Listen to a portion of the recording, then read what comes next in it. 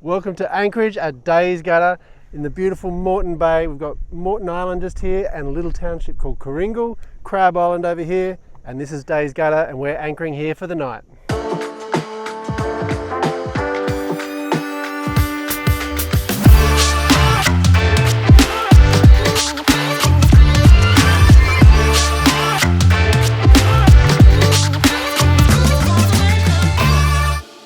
Welcome back to the rudder, welcome aboard Antoinette, and it is a brilliant sunny day here today, probably a bit bright for the video, but yeah, we're in Days Gutter, which is on, well, between Moreton Island, which is this island just behind me here, and there's a little island just over there called Crab Island, which funnily enough has a lot of crabs, a lot of stingrays, a lot of shovel-nosed rays. It's a kind of a mangrove island, but what it does create is this great little gutter. It's quite long. It is quite deep in the middle, there's 5 meters in the middle, but getting in here is a challenge, and that's probably why you're looking at this video. Truth told, this is the first time I've been here, so I'm very happy for the experts in the comments down below to tell me what I did wrong. But the trick is getting into Days Gutter. So you can see all that sand over there, that's North Stradbroke Island just behind me. So over here we have all the sandbanks that are out, well, they lead into Crab Island over there, that's Crab Island, but all these sandbanks are underwater previously and they've now come out. Where are we? That little starboard side marker is where we entered, and this is the township of Kooringal. Quite a small little township, but is famous, very famous for the gutter bar, which is over there somewhere. We're going to visit that later on this afternoon. Kooringal apparently has a population of 43 people in the last census, so a cute little population. But yeah, this is the whole gutter, and it basically, somewhere over there, it just gets too shallow. When we first arrived here, we were in 2.5 meters of water. We're about an hour off the low tide, and we're now in 1 meter of water. So this is a very tidal spot, so you do have to know your tides and be aware of them. If you are trying it for the first time like we did, be sure to come in on the rising tide. So if anything does go wrong, you've got that tide to save you. In my Garmin Chartplotter, there are markers. There are no markers anymore. You just kind of have to follow it. I was really hoping to follow someone, and they ended up just going off fishing. So let's jump down and have a look at the plot that I took and see how we go. Inside we are, and let's just flick around and have a look at the plotter. Oh, so we're down to 1 meter now. You can see I've got my circle here. Let's zoom out a bit. Awful lot of green. So here is Moreton Island. That's North Stradbroke Island, which you might have seen in a few of our other videos. We stayed last night at the Tangaluma Wrecks. This route in here, which is all quite easy. These marks all existed, and then from there on, from that last starboard one, they disappeared. So I'll just zoom in a bit. All this was quite deep, that was quite easy, and then you have the challenge. You don't want to go out too far because this is the open ocean, that's a bar. So you come in around here, this is all nice and deep, and then it's this last little section. So you can see our dotted line through here, and even went over green. That port side marker doesn't exist. These starboard side ones do. So that's our track through there. We got through with about 1.5 meters was how low it got at the lowest point. But we had quite a big tide. We had a 2.5 meter tide. Let's have a look at the tides. So here we go. The high tide was a 2.4 when we came in. So in terms of timing, from Tangaluma, it was about a 40-minute run, which is up to the north there. If you're from the Gold Coast, this is quite a fair way. It's a little bit further than Peel. The easiest one is you go around Peel and then come in from there. So, you know, depending on from the seaway, I would say give it 2 hours to be safe, depending on how confident you are and how fast you go. It's a fantastic spot, and one of the things you will note is just how clear the water is. We are right by the ocean, so the water is crystal clear when it comes in here. We're on a sort of seagrass bed or sandy seagrass bed. There's heaps of life in here. I just went for a little snorkel to check the anchor. Found some starfish, some sea cucumbers, some stingrays hanging around here. And as I said, over at Crab Island, it is chockers full of life. So lots of fishing here. I've seen lots of whiting, bream. Someone was saying there's some mackerel probably out further there. But yeah, let's have a bit more of a look at those sandbars. I'll throw up the drone and see what we've got. There's Crab Island over there. That's the open Moreton Bay in the distance there, and they are all the sand channels. So if we go over and investigate these, and you can still see water running off those sand channels, but you can see if you weren't quite sure of what you're doing, there's plenty of chance to end up in trouble there. So this is where we came in, this channel here, and you can see the open ocean just in the top there. Out there, that's North Stradbroke Island. And we came in, hopefully that one there, around that big sandbank. As I said, they are not marked, so it's not as easy as you'd think to navigate your way through here. But the crystal clear waters do help. You can sort of have someone on the bow checking it out. So let's have a look back. We'll head over Crab Island now. It's almost drained out. I just had a stand-up paddleboard over there a little bit ago, and you could paddle over all this. I think that's almost dry sand now. And this is Days Gutter, so you can see all the way out into the distance. It does close up at the back there, and you can just see the township of Kooringal. It's got a few boats, they're all dried now. And if you head straight over here, you will find the infamous or famous gutter bar. If you are thinking of coming over to Days Gutter, please really check your wind and tides. So the winds, this is a very protected space. As you've had a look around, you've got Crab Island here, Moreton Island over there, and the sandbars sort of protecting you from any swell. So we're almost protected the whole way around. It is quite low. This place is the best in anything easterly. So obviously that's the east over there, northeasterly to southeasterly, or dead easterly is probably its favourite. And we've got it's gone a bit weird. We're supposed to have easterlies all day today. It's just gone a bit northwest, which is it's just coming straight down the gutter. It's kind of okay because it's light and it's quite warm. So if you're thinking about having a few nights here, definitely check the wind forecast and look for those easterlies. And if they're light, that's better, but anything easterly and you should be okay. Yeah, southerly, it's going to blow straight up. You won't get too much of the wind swell in the low tide, but you will get, there's nothing to stop the wind. So yeah, keep an eye on the easterlies, that's the one for you.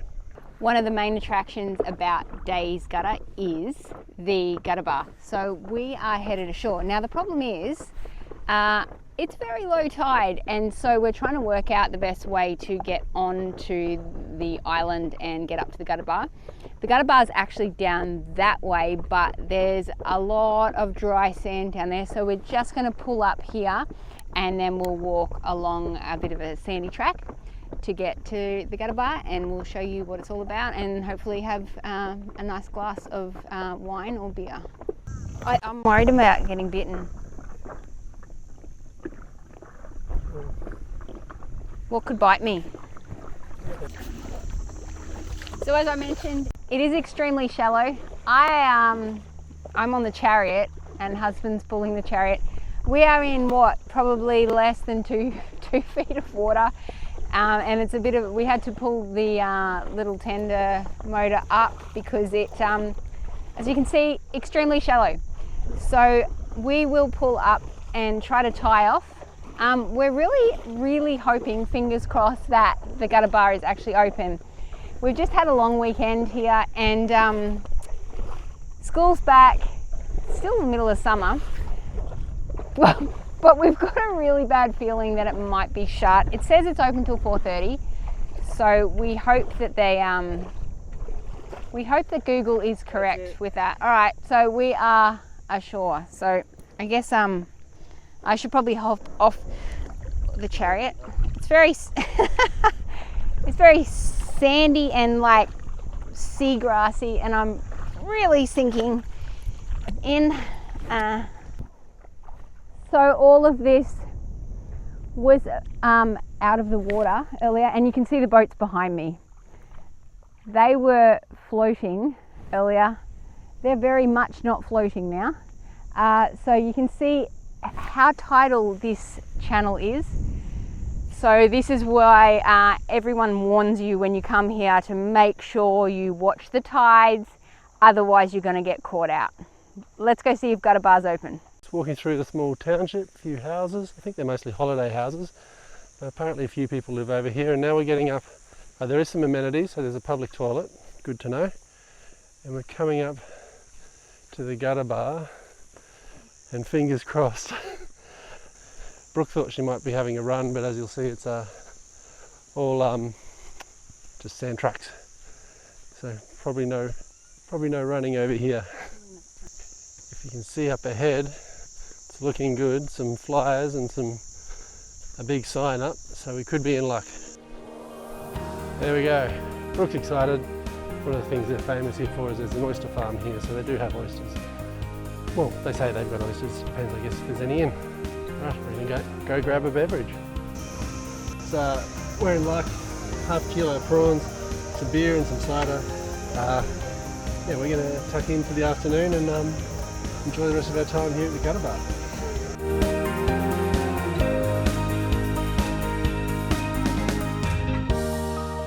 Welcome to another fine morning here on the rudder. We're in Days Gutta and we're just about to get going. The tide has come up from, I think when I last left you, we were sitting in 0.8 or 0.9. We're up to 2.2 meters now, so a lot of tides come in. We've noticed a couple of boats coming in. We're going to follow most of the path that we did yesterday, but we do want to cut out and get to the Rainbow Channel next to North Stradbroke Island to head home. So I've got GoPro on the roof. I'll try and film as much as I can, but I will be concentrating a bit, so we'll see how it all goes.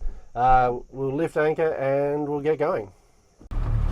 Hopefully we've got everything in place. We're just leaving where Brooke had a swim, and you can see some of those sandbanks around, so we're going over that direction towards Amity and avoiding those white the bar. So we're just going to be taking it really slowly and tracking our way through. As I said, we're going to try and hook off onto a new channel, onto a different channel to find our way home. So we're coming out through here. I'd like to end up in that channel over there rather than taking this one out over there. I'll do some concentrating and we'll see how we go. There's a few waves breaking. The winds are nice and light. We had a really good night. The northeasterly kind of died off in the evening and we didn't have a noise all night. I'm guessing we got pretty low in the middle of the night. But yeah, it was a beautiful evening. All right, let's get through these sandbanks. They're about an hour and a half off high tide. So I'm in 6.8 meters of water right now.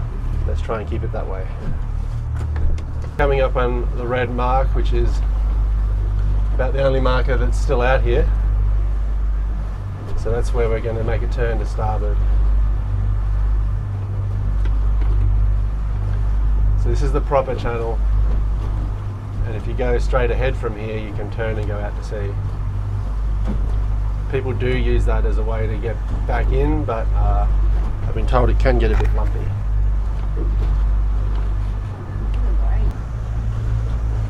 Alright, so here's our marker.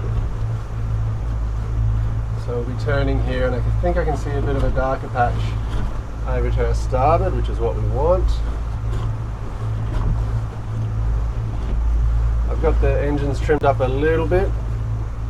We're plenty of water, but just so we can keep everything nice.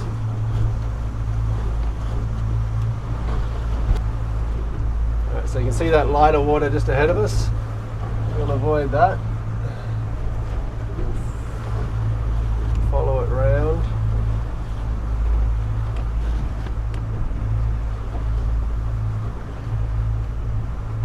It's quite odd if you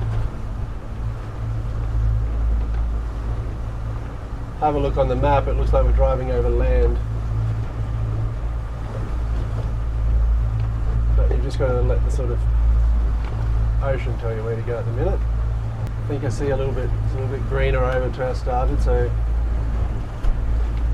still driving technically over land, 1.1 at the second. I'm just a little bit off our track from yesterday, so I might just head to our port a bit, try and get on that track again. As you can see, you probably wouldn't want to do this on a low tide unless you really know what you're doing. I guess once you've done it a few times, you've got it mapped in.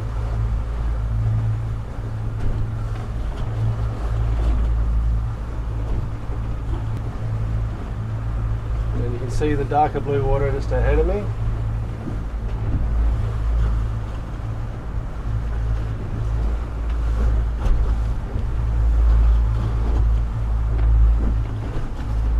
We're in 1.6 now. I'll lower the engines a little bit. So we're taking off our track from yesterday a little bit. We're heading for North Stradbroke now. We want to run down the side of North Stradbroke to give us a nice run home. We're in 1.8 now.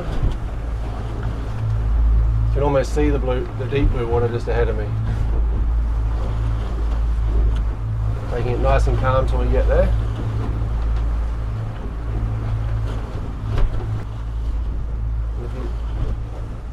If you had a look at the map, especially on Garmin, it'll say that there should be a red marker just here, which there isn't, which is a bit of a shame. Make life a bit easier, but I'm guessing it all moves so much that they just couldn't keep it up to date.